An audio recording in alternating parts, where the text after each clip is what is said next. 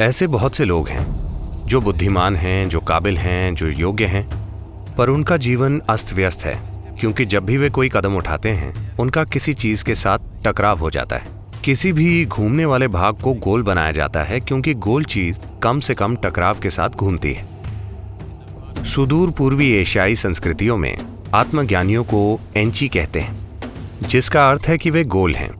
वे जो भी चीज खाते हैं वो बस भस्म हो जाती है और उससे शरीर नहीं बनता बल्कि ऊर्जा का दूसरा आयाम बन जाता है।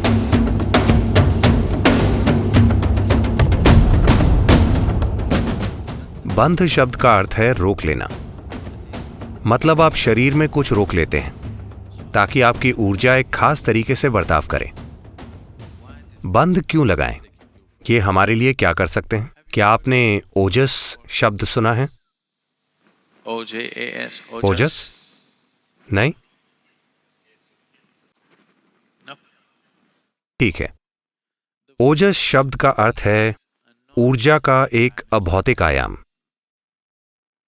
मतलब आप अपने चारों ओर एक निश्चित मात्रा में ऊर्जा का अभौतिक आयाम पैदा कर सकते हैं। अगर आपके चारों ओर ओजस है तो संसार से आपका गुजरना, the passage through life becomes well lubricated. जीवन से होकर गुजरना बहुत आसान हो जाता है। मतलब आप कम से कम टकराव के साथ गुजर जाते हैं। सुदूर पूर्वी एशियाई संस्कृतियों में आत्मज्ञानियों को एंची कहा जाता है। एंची शब्द का अर्थ है चक्र। आपकी कार में किस तरह के पहिए हैं? गोल पहिए हैं या चौकोर पहिए या त्रिकोण पहिए? आपके पहिए कैसे हैं? ओह, पर त्रिकोण पहिए निश्चित रूप से ज्यादा तरंग वाले होंगे, है ना? गोल पहिए क्यों? क्योंकि टकराव कम से कम होगा। ये कम से कम टकराव के साथ घूमते हैं। किसी भी घूमने वाले भाग को गोल बनाया जाता है क्योंकि गोल चीज कम से कम टकराव के साथ घूमती है। सुदूर पूर्वी एशियाई संस्कृतियों में आत्मज्ञानियों को एंची कहते हैं, जिसका अर्थ है कि वे गोल हैं। इसलिए नहीं कि उनका शरीर गोल है, क्योंकि वे कम से कम टकराव के साथ जीते हैं, बहुत चिकनाई के साथ। शायद आपके पास एक शानदार कार हो। आप इंजन ऑयल निकाल दीजिए, फिर चलाइए। आपको क्या लगता है कि आपकी कार कितना लंबा चलेगी? आपकी जैगुआर वो कितना लंबा चलेगी अगर आप इंजन ऑयल निकाल दें? शायद 10 मिनट, 15 मिनट में काम तमाम हो जाएगा। तो चिकनाई बहुत जरूरी है। किसी भी चलने वाली चीज में चिकनाई बहुत जरूरी है। इसलिए अगर आप दुनिया में गुजरना चाहते हैं तो बिना अच्छी चिकनाई के आप देखेंगे कि आपके जीवन का हर कदम एक परेशानी बन जाएगा, क्योंकि चिकनाई नहीं है। ऐसे बहुत से लोग हैं, वे बुद्धिमान हैं, वे काबिल हैं, वे योग्य हैं, पर उनकी जिंदगी अस्त व्यस्त है क्योंकि जब भी वे कोई कदम उठाते हैं तो उनका किसी न किसी चीज के साथ टकराव हो जाता है। तो अगर आप अपने चारों ओर एक निश्चित मात्रा में ओजस विकसित कर लें तो आप इस अस्तित्व से कम टकराव के साथ होकर गुजरेंगे। आपका संघर्ष जितना कम होगा उतनी ही ज्यादा चीजें आप करना चाहेंगे, है ना? हाँ, आप स्वाभाविक रूप से बहुत सारी चीजें करने का साहस करेंगे अगर आप में टकराव की समस्या ना हो तो। पर अगर हर दिन आप बाहर जाकर किसी न किसी संघर्ष में पड़ जाते हैं तो कल आप कदम उठाने में संकोच करेंगे। हर समय यही हो रहा है ना? जब आप ओजस विकसित करते हैं, अगर आप ओजस विकसित करना शुरू कर देते हैं तो एक चीज आपके साथ ये होगी कि शरीर का अतिरिक्त भार अपने आप ही कम होना शुरू हो जाएगा।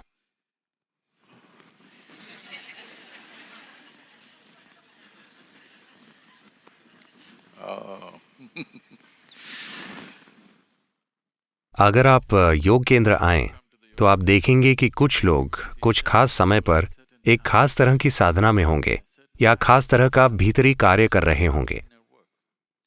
जब वे ऐसा कर रहे होते हैं तब हम उन्हें बिल्कुल अलग रखते हैं, क्योंकि जिस तरह वे खाते हैं लोग उन्हें देखकर डर जाते हैं।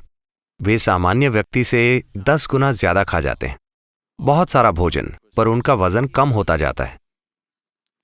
हम उन्हें ज्यादा फैट वाली डाइट देते हैं, घी, दूध, मक्खन वगैरह।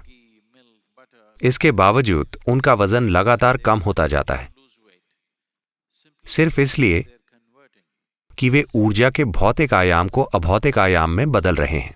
Whatever they consume is just burnt and it doesn't become body, it becomes another dimension of energy. जो कुछ भी वे खाते हैं वो बस जल जाता है और वो शरीर नहीं बनता, वो ऊर्जा का दूसरा आयाम बन जाता है। योग में हम इसे धरती से चुराना कहते हैं, क्योंकि फिलहाल आपके पास जो कुछ भी है, आपके शरीर का भार वो चीज है जिसे आपने धरती से उधार लिया है। धरती माँ खुले दिल से उधार देती है, आप जितना चाहें उतना उधार ले सकते हैं, अगर आप उसे ढो सकते हो तो। पर जब वापस देने का समय आता है तो वो एक एक अणु इकट्ठा करेंगी। अगर आप कहें मैं यहां बहुत लंबे समय से रहा हूं, मुझे एक अणु यादगार के तौर पर रख लेने दें, तो सौदा नहीं होगा, वो हर अणु को वापस लेंगी।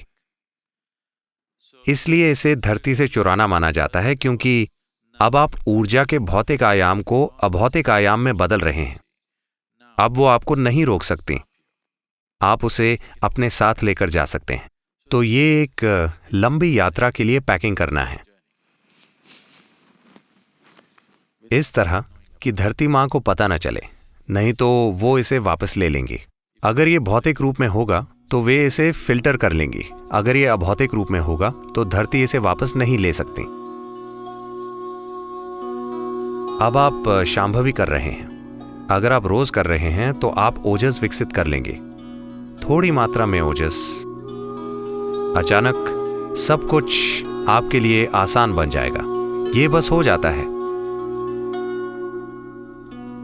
अगर आप में ओजस नहीं है, आप में बाकी सारी क्षमताएं हो सकती हैं, पर सिर्फ टकराव के डर के कारण आपके सामने रुकावट आएगी। मुझे लगता है दुनिया की 80% आबादी के साथ ऐसा ही है। वे बंधे हुए हैं हमेशा इस बात के डर से कि मेरा क्या होगा, मेरे साथ क्या होगा। वे जहां भी जाएं, उनके साथ बुरे अनुभव होते हैं। अगर वे कदम उठाकर थोड़े उत्साह के साथ कुछ करने की कोशिश करते हैं तो कल सुबह थोड़ा टकराव होता है और वे पीछे हट जाते हैं। मुझे लगता है 80% आबादी ऐसी है। क्या होगा, इस बात के डर से वे आधे अधूरे कदम उठाते हैं, अपने जीवन में कभी पूरा कदम नहीं उठाते। तो ओजस या ओजस पैदा करना आप जीवन में जो कर रहे हैं उसमें सफलता पाने का बहुत महत्वपूर्ण भाग है।